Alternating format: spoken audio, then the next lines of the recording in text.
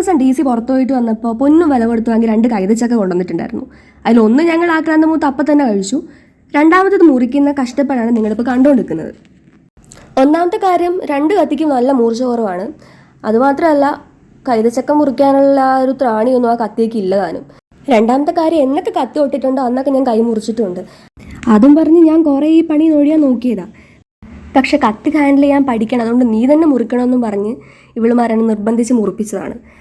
അപ്പുറം ഇപ്പുറേക്ക് ഇരുന്ന് ഒരുപാട് ഇൻസ്ട്രക്ഷൻസ് ഒക്കെ തരുന്നുണ്ട്. അതൊക്കെ ഞാൻ കേട്ട് മുറിക്കുന്നതാണ് നിങ്ങൾ കാണുന്നത്. അതിൻ്റെ ഇടയ്ക്ക് ഒരു വശം എടുത്ത് അമിതയുടെ വായിലൊക്കെ വെച്ച് കൊടുക്കുന്നുണ്ട്. അതൊക്കെ തോലായിരുന്നു എന്ന് പിന്നെയാണ് അവൾക്ക് മനസ്സിലായത്. ഒരു പണി ചെയ്യുന്നതിനിടയ്ക്ക് പല പണിക്ക് പോകുന്നുണ്ട്. ഫോൺ നോക്കാൻ പോകുന്നുണ്ട്, ലാപ്പ് നോക്കാൻ പോകുന്നുണ്ട്, വർത്താനം പറയാൻ പോകുന്നുണ്ട്. അങ്ങനെ പലതും അതിൻ്റെ ഇടയ്ക്ക് ഞാൻ ചെയ്തുകൊണ്ടിരിക്കുന്നുണ്ട്. അവസാനം അവർ ഞാൻ ചെത്തിക്കഴിഞ്ഞിട്ട് എല്ലാവരോടും ചോദിക്കുന്നുണ്ട് ഓക്കെ അല്ലേ, എല്ലാവർക്കും ഓക്കെ അല്ലേ എന്നൊക്കെ ചോദിച്ച് എല്ലാവരുടെ ഒപ്പീനിയനൊക്കെ വാങ്ങുന്നുണ്ട് ഞാൻ. അങ്ങനെ ഫൈനലി എങ്ങനെയൊക്കെയോ കൈയൊന്നും മുറിക്കാതെ മുഴുവൻ മുറിച്ചെടുത്തിട്ടുണ്ട്. അപ്പോഴാണ് നിരഞ്ജന വരുന്നത്. നമുക്ക് പഞ്ചസാര ഇട്ട് നോക്കാം, അപ്പോൾ കുറച്ചുകൂടി ടേസ്റ്റ് ആയിരിക്കും എന്നും പറഞ്ഞ് അങ്ങനെ ഞങ്ങൾ നിറയെ പഞ്ചസാരയൊക്കെ ഇട്ടു. ഗാഥയ്ക്കാണ് ഷുഗർ കട്ട് ആയതുകൊണ്ട് അവൾ പഞ്ചസാര ഇടുന്നതിന് മുന്നേ 2-3 കഷ്ണം എടുത്തിട്ട് പോയി.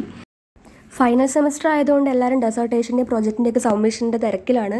എല്ലാവരും വർക്കും കാര്യങ്ങളൊക്കെ ആയിട്ടിരിക്കുകയാണ്. അതാണ് DC മുമ്പിൽ ലാപ്പൊക്കെ എടുത്ത് വെച്ചിരിക്കുന്നത്. റൂമിലൊരു ഗസ്റ്റ് കുട്ടിയും കൂടി ഉണ്ടായിരുന്നു. അപ്പം ആൾക്കും ഞങ്ങൾ കൈതച്ചക്കയൊക്കെ കൊടുത്ത് സന്തോഷിപ്പിച്ച് വിട്ടിട്ടുണ്ട് എന്തായാലും.